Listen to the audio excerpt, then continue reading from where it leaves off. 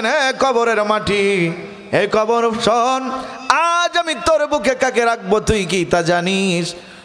আজকে তোর বুকে যারা রাখবো সে হবে নারী জাতির মধ্যে জান্নাতি রমণীদের সরদারিনী। এই জান্নাতি রমণী, জান্নাতি সরদারিনী হযরতে মা ফাতেমাত জোহরাকে তোর কবরের মধ্যে, কবরে তোর মধ্যে রাখবো। খবরদার কবর কোনো বিয়াদবি করবি না, কোনো রকম বিয়াদবি করবি না। আবার যখন কব দিয়া মাটি কব দিয়া যখন সরাতে শুরু করলো, আল্লাহর নবীর সাহাবী আবু যর গিফারি বললেন, এ কবর তোর বুকে আজকে কাকে রাখবো তুই কি তা জানিস? জান্নাতি যুবকদের সরদার যে হাসান আর হুসাইন হবে, ওই হাসান হুসাইনের মা ফাতেমাত জোহরাকে তোর বুকে রাখবো রে কবর। খবরদার যেন বিয়াদবি করবি না। এ কবর তোর বুকে আজকে কাকে রাখবো তুই কি তা জানিস? যে আল্লাহ তাআলা রব্বুল আলামিন হযরতে আলী রাদিয়াল্লাহু তাআলাকে আল্লাহর বাগ বলে ঘোষণা দিয়েছে। রাসূলুল্লাহ সাল্লাল্লাহু আলাইহি সাল্লামের কলিজার টুকরা নয়নের মণি হযরতে মা ফাতেমাত জোহরাকে তোর কবর, তোর বুকে রাখবো রে কবর। খবরদার কোনো বিয়াদবি করবি না। আমার আল্লাহ তাআলা কবরকে জবান খুলে দিলেন। কবর বলল, এ আবু যর গিফারি শোন, আমি বিশ্ব নবীর মেয়ে বুঝি না, আমি হযরত আলীর স্ত্রী বুঝি না, জান্নাতি যুবক হাসান হুসাইনের মা বুঝি না, জান্নাতি রমণী জান্নাতির সর্দারিনী হযরতে ফাতেমা বুঝি না। আমি বুঝি আমল রে, আমার বুকে আমল যার ভালো হবে তার আমি জান্নাতের জন্য ফুল বাগিচা হব, আমি কবর তার জন্য ফুল বাগিচা। আর আমার বুকে আমল না নিয়ে আসলে আমি কবর এক সাইড দিয়ে চাপ দিয়ে অন্য সাইডে ঢুকায়া দিব। আবার এই আমার মন মজাইয়া রে,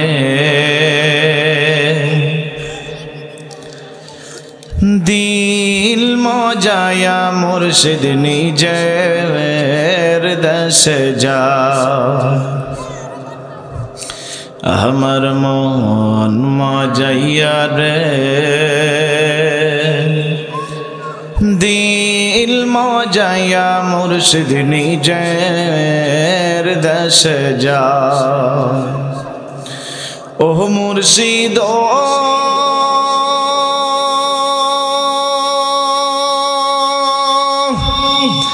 এক আমার ভাঙা ঘর, তার উপরে লড়ে চর, কখন জানি সেই ঘর ভাঙ্গা পড়ে রে।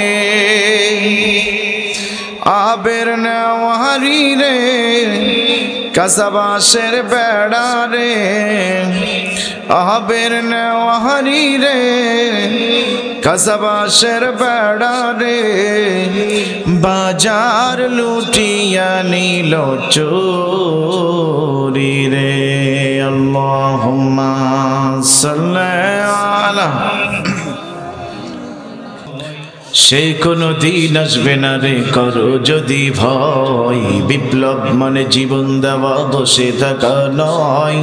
সেই কোনো দিন আসবে না রে করো যদি ভয়, আসবে বিজয় রক্ত আর জীবনের বিনিময়, আসবে বিজয় রক্ত আর জীবনের বিনিময়। বিপ্লব মানে জীবন দেওয়া বসে থাকা নয়, সেই কোনো দিন আসবে না রে করো যদি ভয়। জোরে বলুন ঠিক না ঠিক? লড়াইয়ের ওই ময়দানে যেতে তোমাকেই হবে, প্রয়োজনে সব রক্তটুকু জমিনেই ঢেলে দেবে। লড়াইয়ের ওই ময়দানে যেতে তোমাকেই হবে, প্রয়োজনে সব রক্তটুকু জমিনেই ঢেলে দেবে। তবুও তোমায় লড়তেই হবে, মানিবে না পরাজয়। তবুও তোমায় লড়তেই হবে, মানিবে না পরাজয়। বিপ্লব মানে জীবন দেওয়া বসে থাকা থাকা নয়, সেই কোনো দিন আসবে না রে করো যদি ভয়। আমার সাথে গান। বিপ্লব মানে জীবন দেওয়া বসে থাকা নয়, সেই কোনো দিন আসবে না রে করো যদি ভয়। আসবে বিজয় রক্ত আর জীবনের বিনিময়, আসবে বিজয় রক্ত আর জীবনের বিনিময়। বিপ্লব মানে জীবন দেওয়া বসে থাকা নয়, সেই কোনো দিন আসবে না রে করো যদি ভয়। কোথা থেকে কোন ভিন দেশে শুকুন আমার দেশে এসে, সেবার নামে বসলো জুড়ে মীর জাফরের বেশে। জোরে বলে ঠিক না বেঠে? এদেশের মায়ায় ভালোবাসা না দেখিয়ে ভিন দেশীদের ভালোবাসা দেখিয়েছে। জোরে বলে ঠিক না বেঠি? কোথা থেকে কোন ভিন দেশে শুকুন আমার দেশে এসে, সেবার নামে বসলো জুড়ে মীর জাফরের বেশে। ওদের করতে নাস্তানাবুদ হতে হবে নির্ভয়, ওদের করতে নাস্তানাবুদ হতে হবে নির্ভয়। বিপ্লব মানে জীবন দেওয়া বসে থাকা নয়, সেই কোনো দিন আসবে না রে করো যদি ভয়। বিপ্লব মানে জীবন দেওয়া বসে থাকা নয়, সেই কোনো দিন আসবে না রে করো যদি ভয়। শাসনের নামে কেউ বাপিসে মেহনতি জনতারে, ইমানের উপরে আঘাত ওরা হানিছে বারে বারে। শাসনের নামে কেউ বাপিসে মেহনতি জনতারে, ইমানের উপরে আঘাত ওরা হানিছে বারে বারে। প্রতারণার ওই ফাঁদে পড়ে মোরা জীবন করেছি ক্ষয়, প্রতারণার ওই ফাঁদে পড়ে মোরা জীবন করেছি ক্ষয়। বিপ্লব মানে জীবন দেওয়া বসে থাকা নয়, সে কোনো দিন আসবে না রে করো যদি ভয়। বিপ্লব মানে জীবন দেওয়া বসে থাকা নয়, সে কোনো দিন আসবে না রে করো যদি ভয়। আসবে বিজয় রক্ত আর জীবনের বিনিময়, আসবে বিজয় রক্ত আর জীবনের বিনিময়। বিপ্লব মানে জীবন দেওয়া বসে থাকা নয়, সেই কোনো দিন আসবে না রে করো যদি ভয়। জোরে জোরে বলেন মারহাবা। লা ইলাহা ইল্লাল্লাহ, লা ইলাহা ইল্লাল্লাহ, জোরে লা ইলাহা। হায়াতে আল্লাহ, মওতে আল্লাহ, জীবনে আল্লাহ, মরণে আল্লাহ। লা ইলাহা ইল্লাল্লাহ, লা ইলাহা। জিকিরের তালে তালে যারা রাস্তাঘাটে দাঁড়িয়ে আছেন সবাইকে অনুরোধ করব বসে পড়বেন। লা ইলাহা ইল্লাল্লাহ, লা ইলাহা, লা ইলাহা ইল্লাল্লাহ, মুহাম্মাদুর রাসূলুল্লাহ সাল্লাল্লাহু আলাইহি ওয়াসাল্লাম। সুবহানাল্লাহ আলহামদুলিল্লাহ, লা ইলাহা ইল্লাল্লাহ, সুবহানাল্লাহ আলহামদুলিল্লাহ, লা ইলাহা। একটু জোরে বলেন মারহাবা। আলহামদুলিল্লাহ, সকল প্রশংসা কার? একটু জোরে বলেন, সকল প্রশংসা কার? সে আল্লাহ তাআলার দরবারে লাখো কোটি শুকরিয়া। আজকের এই সাতক্ষীরার পাটকেল ঘাটা সাতক্ষীরার মানুষরা সবাই যারা এই মাহফিলে বসতে পেরেছেন আর যারা এখনো বসতে পারেন নাই, যারা বসতে পেরেছে তারা সৌভাগ্য, আর যারা বসতে পারেন নাই তাদের কপাল পোড়া। ঠিক না বেঠিক? তারা এখনো পর্যন্ত কোরআনের মাহফিলে বসার মতো মন মানসিকতা তৈরি হয়নি, তাদের পিছনে এখনো শয়তান ধুকাই রেখে দিয়েছে। ঠিক না বেঠিক? এই জন্য আমরা সাতক্ষীরার মানুষ যারা আছি সকলেই আজকে আমরা সে আল্লাহ তাআলার দরবারে লাখো কোটি শুকরিয়া জ্ঞাপন করে বলে উঠছি আলহামদুলিল্লাহ। একটু জোরে বলেন আলহামদুলিল্লাহ।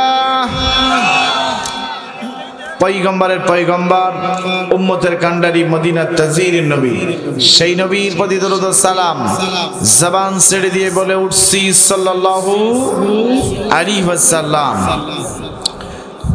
রারিপাড়া দক্ষিণ পাড়া যুব সংঘের উদ্যোগে 16ই ডিসেম্বর 2024 মসজিদ প্রাঙ্গণে যে আজকের মাহফিল, পাটকেল ঘাটা সাতক্ষীরা, আমার একান্ত প্রিয় ভাইয়েরা যারা আজকে এই সাতক্ষীরার মানুষ, পাটকেল ঘাটা সাতক্ষীরা থেকে যারা আয়োজন করেছেন আজকে 16ই ডিসেম্বর, আজকে কি বিজয় দিবস? কি দিবস? এই বিজয় এনেছে কারা? হাজারো মা, হাজারো সন্তানেরা, শহীদেরা, ঠিক না বেটি? আজকে তারা আমাদের মাঝে নাই, তাদের জন্যই আজকের এই 16ই ডিসেম্বর বিজয় দিবসে তাদের স্মরণ করা। আল্লাহ তাআলার পক্ষ থেকে আজকে যে কোরআনে মাহফিলের আয়োজন হয়েছে, আমার এদেশের জন্য যারা জীবন দিয়েছেন, যে মা বোনেরা, যে আমার ভাইয়েরা, শহীদ তিতুমির আব্দুল সালাম জব্বার থেকে শুরু করে বর্তমান 2024 সালের 5 আগস্ট থেকে এ পর্যন্ত যারা শহীদ হয়েছে, আল্লাহ তাআলা সকল শহীদদেরকে কবুল করুক এবং জান্নাতি মেহমান বানাক। সকলে বলেন আমিন। আজকের এই মাহফিলের সম্মানিত সভাপতি, সুনামধন্য এলাকার কৃতি সন্তান জনাব মোহাম্মদ সুলতান সর্দার, সাবেক মুয়াজ্জিন অত্র মসজিদ, আল্লাহ তাআলা পবিত্র কোরআনের মাহফিলের সম্মানিত সভাপতিকে সর্বদা কোরআনী খেদমতের জন্য এলাকাবাসীর কাছে জনপ্রিয় এবং আল্লাহ তাআলার কাছে প্রিয় বান্দাতে পরিণত করুক। সকলে বলেন আমিন। আজকের এই মাহফিলের প্রধান আলোচক, বিশিষ্ট ইসলামী স্কলার মাওলানা কারি জুলফিকার আলী ঝিনাইদা। তিনি আমার পাশের জেলার ভাই, আমার বাড়ি কুষ্টিয়া, আর আমার ভাই কারি জুলফিকার আলী ভাইয়ের বাড়ি ঝিনাইদা। আমার বাড়ি কুষ্টিয়া, আমার বাড়ি কুষ্টিয়া, আছে না? তাহলে যাক, আমার কারি জুলফিকার আলী ভাইকে গোটা বিশ্বের জন্য, গোটা বাংলাদেশের কোরআনের আদায় হিসেবে কবুল করুক। সকলে বলেন আমিন। বিশেষ মেহমান কারি আব্দুল কাদের সাহেব, খতিবত্র মসজিদ, অত্যন্ত সুশলিত সুন্দর কণ্ঠ, কোকিল কণ্ঠ দিয়ে আমার পূর্বে আলোচনা করতেছিলেন সম্মানিত মসজিদের খতিব, আমার বড় ভাই। আমার ভাইকেও আল্লাহ তাআলা কোরআনের আদায় হিসেবে কবুল করুক। সকলে বলেন আমিন। এমন সে আলোচনা করেছেন আমার পূর্বে অনেকেই, যে ভাইয়েরা আলোচনা করেছেন আমার চাইতে হয়তো তারা জ্ঞানী, তাদেরকেও আল্লাহ তাআলা কোরআনের মাহফিল থেকে শুরু করে গোটা বাংলাদেশে কোরআনের দাওয়াত প্রচার করার জন্য কবুল করুক। সকলে বলেন আমিন। ডাইন সাইডে বসা আছে একজন কামিল মাদ্রাসার শিক্ষক, বাম সাইডে বসা আছে অত্যন্ত সুমধুর কণ্ঠ কোরআনের হাফেজ, যার পিছনে আমি এসার নামাজ পড়েছি, হৃদয়টা জুড়িয়ে গেছে আমার ভাই হাফেজ। কি নাম যেন ভাই আপনার? হাফেজ আখতারুজ্জামান এই মাহফিলের যিনি পরিচালনা করতেছেন, ওস্তাদ মাহমুদপুর মাদ্রাসা, আমার ভাই আল্লাহ তাআলার কোরআনের ফাকিহকে কোরআনের আদায় হিসাবে এবং কোরআনী খেদমতের জন্য কবুল করুক। সকলে বলেন আমিন। আয়োজনে রয়েছেন আপনারা রারিপাড়া দক্ষিণ পাড়ার যুব সংঘ, আমার সাথে বছরের পর যোগাযোগ রেখেছেন। প্রতি বছর এই এলাকায় একবার আমি মনে হয় এসেছিলাম প্রধান বক্তা হিসেবে, মনে আছে নাকি? মাঠটা ছিল ওই সাইডে আমার মনে হয়, তখন লোক ছিল প্রচুর।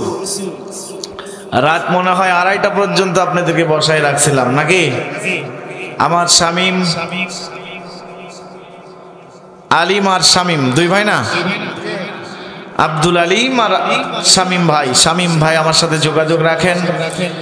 যুবকদের এলাকার মধ্যে যে শামীম ভাই আইডল এবং আলিম ভাই এলাকার মধ্যে অত্যন্ত সুপরিচিত আল্লাহ তাআলার ঘর মসজিদ ঘরে যিনি অত্যন্ত সুনামের সাথে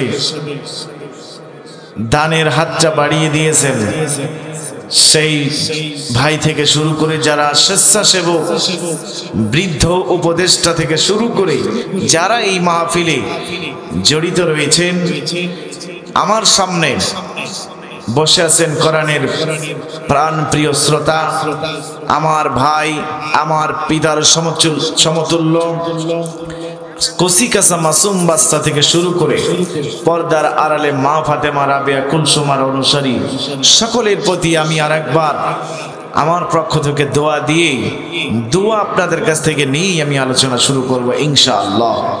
আসসালামু আলাইকুম ওয়া রাহমাতুল্লাহি ওয়া বারাকাতুহু। আপনারা সবাই কেমন আছেন? একটু জোরে বলা যাবে না? এই এলাকায় কি আর কি মানুষ রাস্তাঘাটে আছে নাকি ভাই? যদি থাকে তাহলে স্বেচ্ছাসেবকদেরকে আমি বলবো, তাদেরকে বলবো যে ভাই তাদেরকে একটু এই মাহফিলে বসায় দেন। এই এলাকার মানুষগুলো অত্যন্ত নম্র ভদ্র, যদিও বাড়ির সংখ্যা এলাকায় কম মনে হয়, তবে আশপাশ থেকে আমি জানি অনেক মানুষ এই কোরআন শোনার জন্য এখানে চলে আসে। এজন্যই আপনার সম্মান রাখার জন্য আল্লাহ তাআলা হেদায়েত দিক, আপনি মাহফিলে সবাই বসে পড়বেন, কোনো দোকানপাটের কাছে আড্ডা দিবেন না। আমি মাহফিলে প্রবেশ করার আগেই যখন আমার প্রাইভেটটা নিয়ে ঢুকলাম, দেখলাম যে একটা দোকানের আয়োজন করা হয়েছে। মানুষ যতটা, দোকান তার চাইতে 20 ডবল বেশি হবে নাকি? এত দোকান একটা মাহফিলে বসলে শ্রোতাদের মন কি কোরআনের মাঠে কি থাকে? শয়তান ধোঁকা দিয়ে বাদাম খাওয়ানোর জন্য তারপরে অনেকগুলো আচার এলাকায় বিক্রি করে, ওই জায়গায় মন ছুটে যাবে, ঠিক না বেঠিক? কি যাবে কিনা? এই জন্য ভাই, দোকানদার ভাইয়েরা, আপনারা সারা জীবন ব্যবসা করবেন, ব্যবসা কিন্তু হালাল। কাল হাসরের মাঠে ন্যায় ব্যবসায়িক যারা না হবে তাদেরকে জাহান্নাম উদ্বোধন করাবে, ঠিক না বেঠিক? যারা ন্যায় বিচারক হবে না তাদেরকেও জাহান্নামের মধ্যে দিয়ে কি উদ্বোধন করাবে। এবং যারা হক কথা বলে না, যে আলেমগুলো, তাদেরকে দিয়েও জাহান্নাম উদ্বোধন করবেন। এই জন্য ভাই, আমরা কেউ আল্লাহর চোখ ফাঁকি দিতে পারবো না। আপনার সামনে যারা আড্ডা দিচ্ছে তারা আপনারা সকলেই অনুরোধ করছি আপনারা মাহফিলের সামনে আসার জন্য। আপনারা বলুন, আমরা বলেছি, যদি শোনে ভালো, না শুনলে আর কিছু করার নাই। আমি 3টা তাকবীর দিব। প্রথম তাকবীরের জবাব আমার যুবক ভাইয়েরা দিবেন, দ্বিতীয় তাকবীরের জবাব আমার চুল দাড়ি যাদের কাঁচা, তৃতীয় তাকবীরের জবাব দিবেন যাদের চুল পাকা এবং দাঁত ফাঁকা, দাড়িও পাকা। রাজি আছেন তো ভাই? আছেন আপনারা? লিল্লাহ তাকবীর। যুবকের সংখ্যা কম, এজন্য বোঝালো যে সবাই মিলেই দিয়া যায়। দেখি চুল দাড়ি যাদের কাঁচা তারা। লিল্লাহ তাকবীর। ভাই একটু এই যে বাড়ি মারছে না, এটা একটু কমাই দেন। তৃতীয় তাকবীরের জবাব দিবেন চুল দাড়ি যাদের কাঁচা, নাকি পাকা এবং দাঁতটাও ফাঁকা। বৃদ্ধ বয়সে মানুষ আজান দেয়, যুবককালে মসজিদে আজান দেয় না, নামাজও ঠিক মতো পড়ে না, মসজিদের ধারই ধারে না, ঠিক না বেঠিক? আছে তো এলাকায়, আমাদের এলাকায় আছে, এলাকায় আছে কিনা জানি না। দাড়ি আর চুল যখন পেকে যায়, দাঁত যখন পড়ে যায়, তখন কথার একটাও সোজা হয় না। আল্লাহ আব্বার, আল্লাহ আব্বার বলে আজান দেয়, ঠিক না বেঠিক? আল্লাহ আকবার আর বলে না। এই খুলনা যখন আমি যশোর পার হয়ে চুকনগরের মধ্যে ঢুকলাম, তখন দেখি যে একজন হিন্দুরা লাশ নিয়ে যাচ্ছে। ওরা যুবকরা, আজকের ঘটনা, ওরা বলছে হরিবল হরিবল। আপনাদের এলাকায় বলে না? হিন্দুর যারা আছে তারা বলে না? কিন্তু ওই বৃদ্ধরা কিন্তু হরিবল কথাটা আর ঘোরাতে পারে। ওরা তখন বলে হগল বগল, হগল বগল, হগল বগল, ঠিক না ঠিক? এজন্য সবাই মিলে আমরা তাকবীর দেব, দুটি হাত উঁচু করে দিয়ে সকলে একতা হয়ে যাব। নারায়ে তাকবীর, লিল্লাহি তাকবীর। আল কোরআনের আলো, আল হাদিসের আলো, ইসলামের শত্রুরা, ইসলামের বন্ধুরা, হ্যাঁ মাই গেল ভাই, ধাক্কা মারছে কিন্তু। তাহলে হুঁশিয়ার সাবধান, শত্রুরাও বন্ধুরাও দুইটাই নাকি? হ্যাঁ তাই তো দেখলাম। মুসলমান ভাইয়েরা আমার, এই দেখেন এত এত হবে না, ক্লিয়ার করে দেবেন। হ্যাঁ এই এত হইলে কথা শোনা যাবে না। আমার মুসলমান ভাইয়েরা আমার, সাতক্ষীরার মানুষেরা শুনে নেন, আমি সূরা লোকমান থেকে একটি মাত্র আয়াত তেলাওয়াত করেছি। একটি আয়াতের থেকে আমি আপনাদের মাঝে কোরআন এবং হাদিস দিয়ে কথা শোনাবো। আর এই কোরআনের মাহফিলে যারা বসে নাই, আমি তাদের বারবার অনুরোধ করতেছি, ভাই বসে পড়ুন।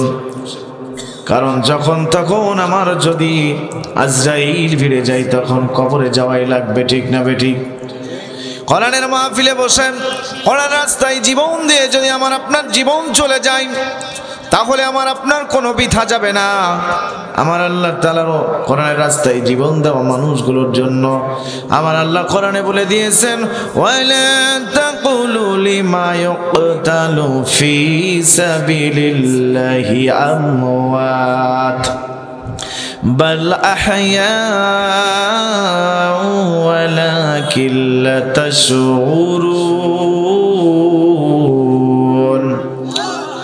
আমার আল্লাহ তাআলা বললেন, যারা আমার রাস্তায় জীবন দিয়েছে, মৃত্যুবরণ করেছে, তাদেরকে তোমরা মৃত বলো না, তারা মরে নাই, তারা শহীদ হয়ে গেছেন। জোরে বলেন ঠিক না বে ঠিক? এই জন্য মুসলমান ভাইয়ারা আমার, কোরআনের রাস্তায় যারা চলবে, তাদের জীবন কখনো বৃথা যায় না। এই মাহফিলে বসার জন্য বাড়ি থেকে যারা ইন্নামাল আমালু বিন্নিয়াত, যারা সহি নিয়ত করে এই মাহফিলের উদ্দেশ্যে এসেছে, প্রত্যেকটা কদমে কদমে আমার আল্লাহ তাআলা রব্বুল আলামিন তাদের আমলনামায় নেকি লিখে দিয়েছে। যারা নিয়ত করে এই মাহফিলে এসেছে, কিন্তু মাহফিল ময়দানে না বসে দোকানপাটে রাস্তায় আড্ডা দিলে একটা নেকিও হবে না, বরঞ্চ গোনা হবে, ঠিক না বেঠে? সূরা হামিম সাজদার 26 নম্বর আয়াতে বলে দিলেন, যখন কোরআনের আলোচনা চলবে, কোন মানুষ কোরআন তেলাওয়াত করবে, তখন তোমরা কাফের তার নেতা, কাফেরের অনুসারীদেরকে বলে দিচ্ছে, আমার অনুসারীরা শোনো, তখন যে তোমরা হট্টগোল করবা, হাসি তামাশা করবা, হইচই করবা, যাতে করে ওই কোরআনের মাহফিলের ডিস্টার্ব হয়, কোরআন যে তেলাওয়াত করেন তার যেন ডিস্টার্ব হয়, আর তোমরাই যেন বিজয় হয়ে যাবা। আসলে কোরআন কাছে ডিস্টার্ব করে ওরা কখনো বিজয় হয় না, বরঞ্চ ওরা শয়তানের ধোঁকায় পড়ে ঈমান হারা হয়ে যায়, ওদের আমল নষ্ট হয়ে যায়। আর মুমিন মুসলমান তারাই আল্লাহ তাআলার পক্ষ থেকে বিজয় হয়ে যায়। জোরে বলেন ঠিক না বে ঠিক? হয় কি না? উলাইকা আলা হুদাম মির রাব্বিহিম ওয়া উলাইকা হুমুল মুফলিহুন।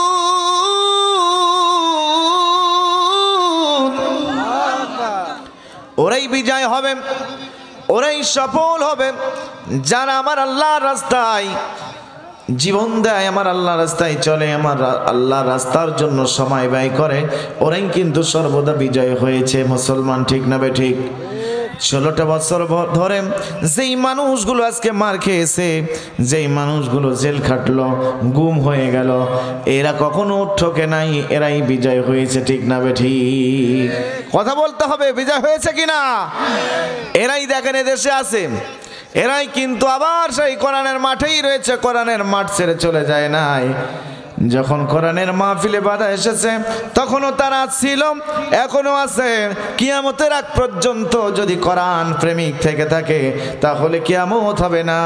আর কোরআন প্রেমিক যদি থেকে থাকে তাহলে আমার আল্লাহ তাআলা কোরআন প্রেমিকদের একদিন বিজয় দিয়েই দেবে। জোরে বলেন ঠিক না বেঠিক? কিন্তু সমাজের মানুষের মধ্যে এক শ্রেণীর মানুষেরা রয়েছে, তারা ঈমান দাবি করে হোকালের প্রতি, পরকালের প্রতি।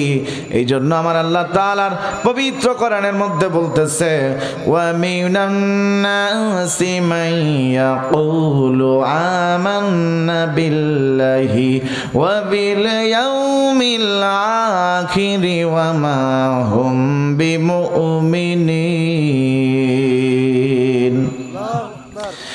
এক শ্রেণীর মানুষেরা বলবেন, পশুরা বলবে না কিন্তু, কারা বলবে? এক শ্রেণীর মানুষেরা বলবে হোকাল এবং পরকালের প্রতি আমরা ঈমান এনেছি। আমার আল্লাহ তাআলা রব্বুল আলামিন ওদের জন্য সতর্ক করে দিলেন, হুম বিমুমিনিন। মোটেও তারা ঈমান আনে নাই, তাদের কর্মকাণ্ড দেখলেই তোমরা বুঝতে পারবা। যারা ঈমান এনেছে, আল্লাহর প্রতি ভয় করেছে, তারা ঈমান ফিরে বসে গেছে। আর যারা ভয় করে নাই, তারা রাস্তাঘাটে রয়েছে, তাদের কর্মকাণ্ডই দেখলেই বোঝা যাচ্ছে। ঠিক না বেঠিক?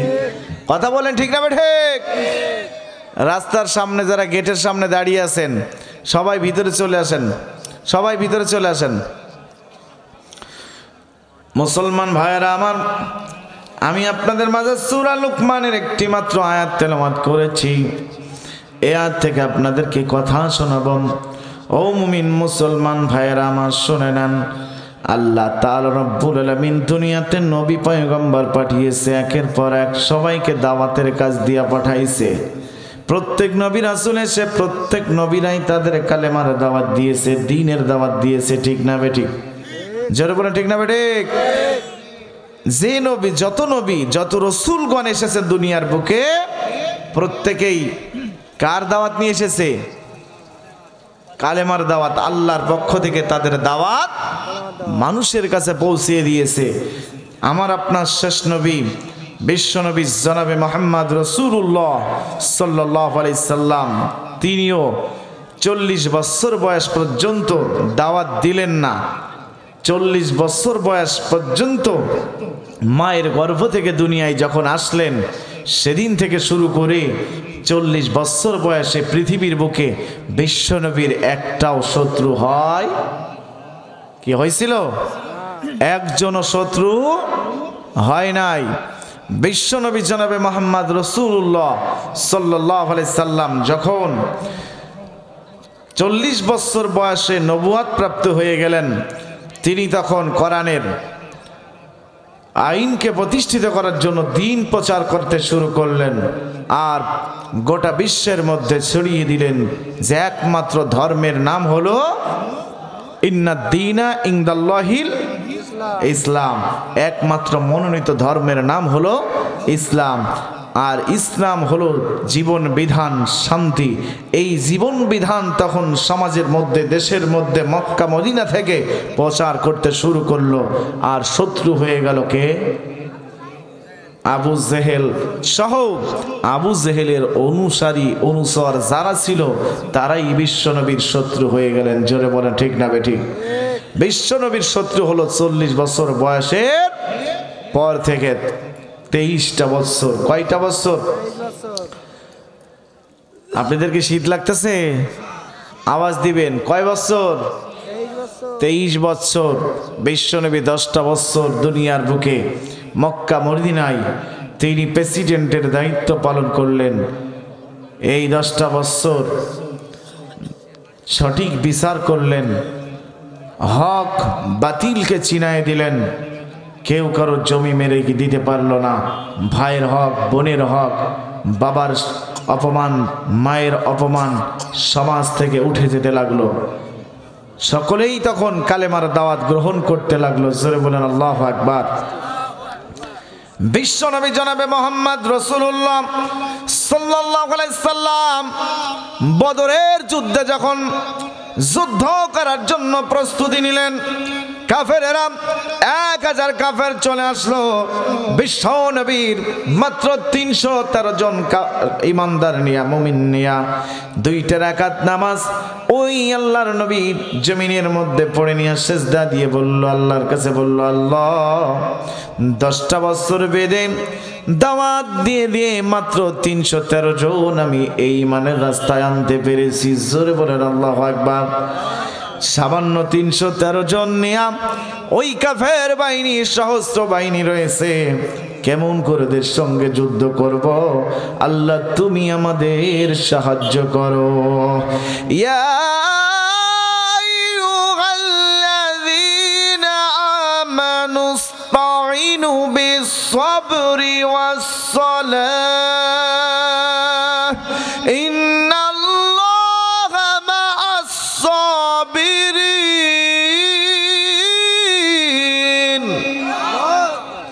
আমার আল্লাহ বলে দিলেন, ধৈর্য আর নামাজ দিয়ে আমি আল্লাহর কাছে সাহায্য চাও, আমি আল্লাহ তাহলে তোমাদের জন্য সাহায্যকারী হয়ে যাব। আর অবশ্যই ধৈর্যশীলদের কাছে আমার আল্লাহ আছে। জোরে বলেন ঠিক না ঠিক? বিশ্ব নবী সালাত আদায় করে 2টা লম্বা সিজদা দিয়া আল্লাহর কাছে বলল, রব মাত্র 313 জন 10টা বছর দাওয়াত দিয়ে দিয়া আমার রাস্তায় এসেছে, আল্লাহ তোমার কালেমার দাওয়াত কবুল করেছে। আল্লাহ তাআলা সঙ্গে সঙ্গে জিবরিল, হযরতে জিবরিল আলাইহিস সালামকে পাঠিয়ে দিল। বিশ্ব নবী জনাবে মুহাম্মদ রাসূলুল্লাহ সাল্লাল্লাহু আলাইহি সাল্লাম আপনি পেরেশান হবেন না, চিন্তিত হবেন না। আমার আল্লাহ তাআলা রব্বুল আলামিন 5000 ফেরেশতা পাগড়ি পরিহিত, দাড়ি লাগানো, সুন্দর পোশাক জুব্বা পরিহিত 5000 ফেরেশতা আমার আল্লাহ তাআলা রব্বুল আলামিন বদর যুদ্ধে 1000 কাফেরদেরকে পরাজয় করানোর জন্য 5000 ফেরেশতা পাঠিয়ে দিল। 5000 ফেরেশতা আমার আল্লাহর পক্ষ থেকে যুদ্ধ শুরু করলো। কাফেরগুলো সব শেষ হয়ে গেল। আল্লাহু আকবার। বিজয় আনলো মাত্র 313 জন। কয়শো? ও মুসলমান, 313 জন আনলো বদরের যুদ্ধের বিজয়। 16 বছর পরে বাংলাদেশে 152 জন বৈষম্য বিরোধী ছাত্র আন্দোলন এই বাংলাদেশের বুকেও আবার নতুন একটা বিজয় এনেছে। জোরে বলেন ঠিক না বেঠিক? তাহলে লোক সংখ্যা যতই কম হোক, ইমানদার যদি একজন হয়ে যায়, তার পক্ষে আমার আল্লাহর অসংখ্য ফেরেশতা আল্লাহর সাহায্য হিসেবে চলে আসবে। ও মুমিন মুসলমান, এই জন্য এই আলেম ওলামাদের বিরুদ্ধে সাক্ষী দেওয়ার লোক তখন টাকা দিলেই আলেমদের বিরুদ্ধে মিথ্যা বলতো কিনা ভাই? শাস্তি দিত, জেল খাটাইতো, গুম করে দিত, মেরে ফেলতো। ওরা ওদের টাকা দিয়ে কিনে নিয়ে সাক্ষী বানায় দিত। এই জন্য আমার আল্লাহ কোরআনের মধ্যে বলে দিলেন, ওয়ালা তালবিসুল হাক্কা বিল বাতিলি ওয়া তাকতুমুল হাক্কা ওয়া আনতুম তা'লামুন।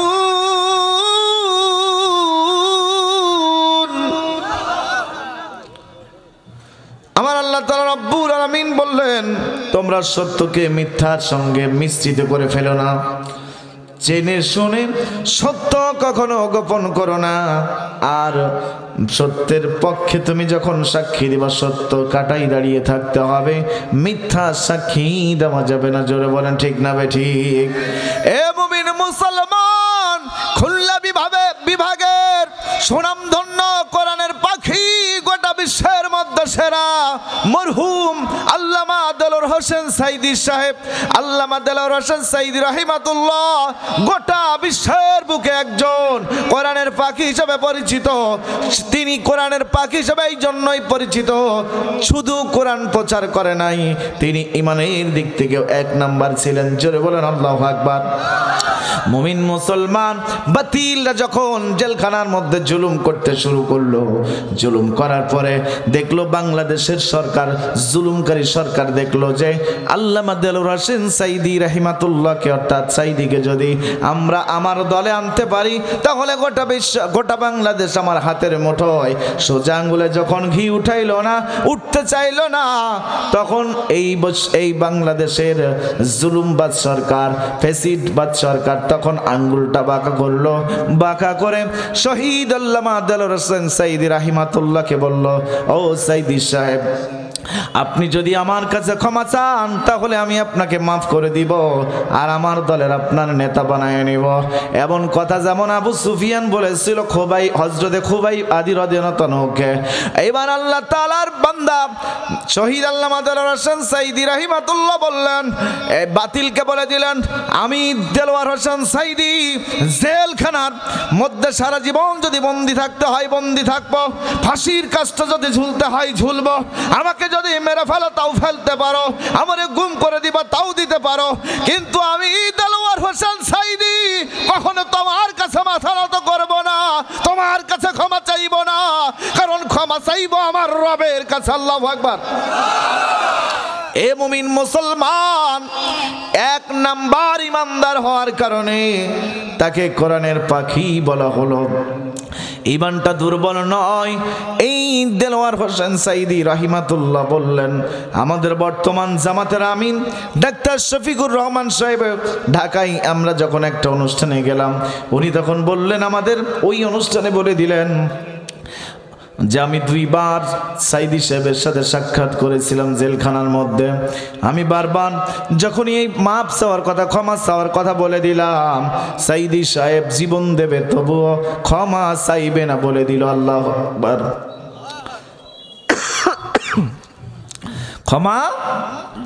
ক্ষমা করার মালিককে। ক্ষমা চাইব কার কাছে? ইন্নাল্লাহ গফুরুর রহিম, নিশ্চয় আল্লাহ বড় ক্ষমাশীল। জোরে বলেন ঠিক না বেঠিক? আমি আপনি কখনো বাতিলের কাছে মাথা নত করব বলেন? খুলনা বিভাগ, বাংলাদেশের যতগুলো বিভাগ আছে সব বিভাগের সেরা বিভাগ একমাত্র শহীদ আল্লামা দেলোয়ার হোসেন সাইদি রাহিমাতুল্লাহর জন্য খুলনা বিভাগ। জোরে বলেন ঠিক না বেঠিক?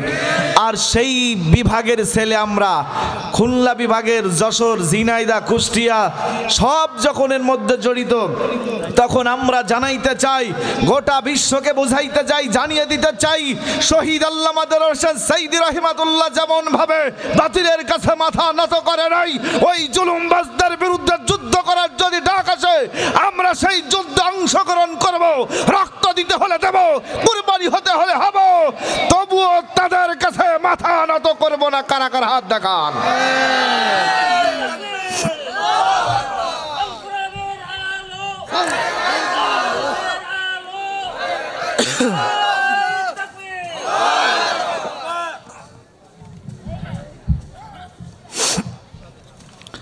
আলহামদুলিল্লাহ।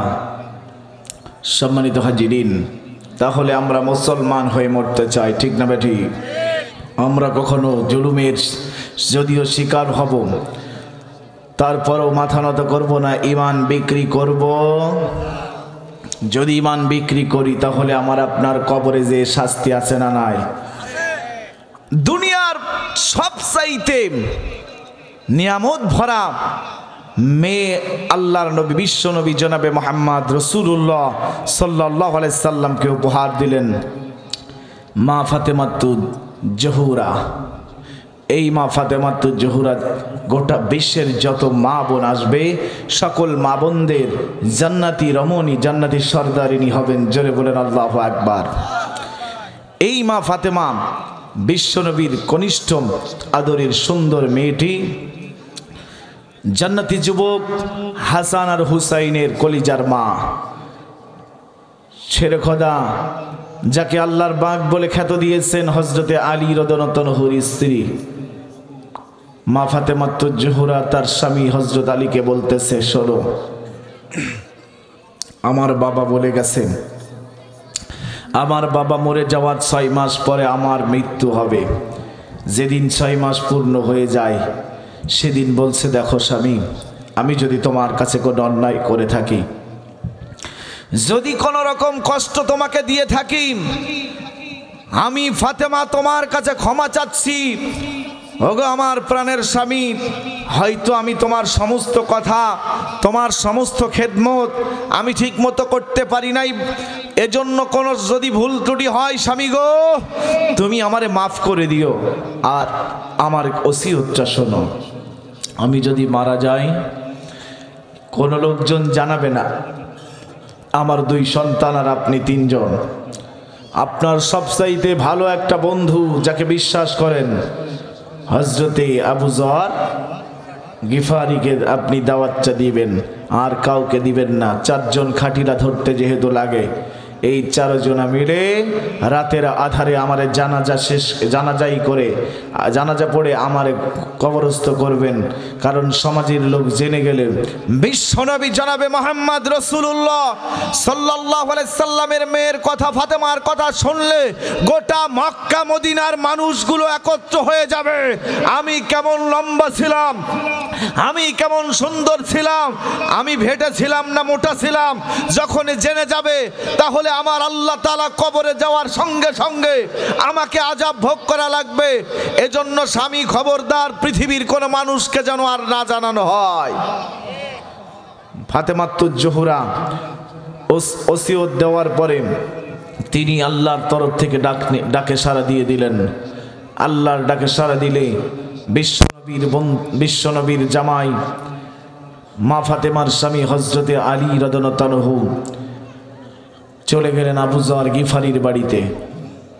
আবু যর গিফারির বাড়িতে যে উনি কিসের জন্য গেলেন?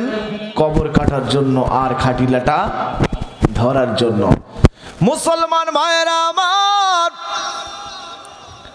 আল্লাহর নবীর জামাই হযরতে আলী রাদিয়াল্লাহু তাআলা হযরত আবু যর গিফারি রাদিয়াল্লাহু তাআলার বাড়িতে যাওয়ার সঙ্গে সঙ্গে আবু যর গিফারি রেডি হয়ে গেছেন, কিছু বলাও লাগে নাই।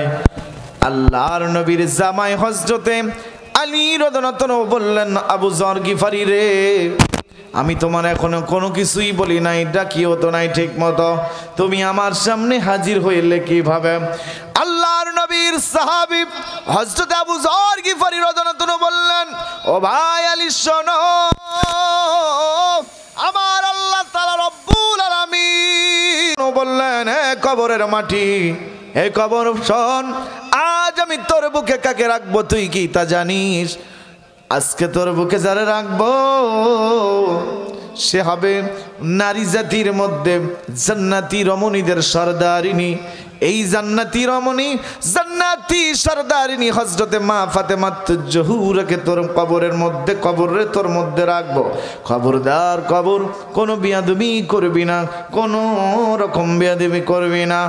আবার যখন মাটি কব দিয়া যখন সরাতে শুরু করলো, আল্লাহর নবীর সাহাবী আবু যর গিফারি বললেন, এ কবর, তোর বুকে আজকে কাকে রাখবো তুই কি তা জানিস? জান্নাতি যুবকদের সরদার যে হাসান আর হুসাইন হবে, ওই হাসান হুসাইনের মা ফাতেমাতুজ জোহরাকে তোর বুকে রাখবো রে কবর। খবরদার যেন বিয়াদবি করবি না। এ কবর, তোর বুকে আজকে কাকে রাখবো তুই কি তা জানিস? যে আল্লাহ তাআলা রব্বুল আলামিন হযরতে আলী রাদিয়াল্লাহু তাআলাকে আল্লাহর বাগ বলে ঘোষণা দিয়েছে। রাসূলুল্লাহ সাল্লাল্লাহু আলাইহি সাল্লামের কলিজার টুকরা নয়নের মণি হযরতে মা ফাতেমাতুজ জোহরাকে তোর কবরে, তোর বুকে রাখবো রে কবর। খবরদার কোনো বিয়াদবি করবি না। আমার আল্লাহ তাআলা কবরকে জবান খুলে দিলেন। কবর বলল, এ আবু যর গিফারি শোন, আমি বিশ্ব নবীর মেয়ে বুঝি না, আমি হযরত আলীর স্ত্রী বুঝি না, জান্নাতি যুবক হাসান হুসাইনের মা বুঝি না, জান্নাতি রমণী, জান্নাতির সর্দারিনী হযরতে ফাতেমা বুঝি না। আমি বুঝি আমল রে, আমার বুকে আমল যার ভালো হবে তার আমি জান্নাতের জন্য ফুল বাগিচা হব, আমি কবর তার জন্য ফুল বাগিচা। আর আমার বুকে আমল না নিয়ে আসলে আমি কবর এক সাইড দিয়ে চাপ দিয়ে অন্য সাইডে ঢুকায়া দিব।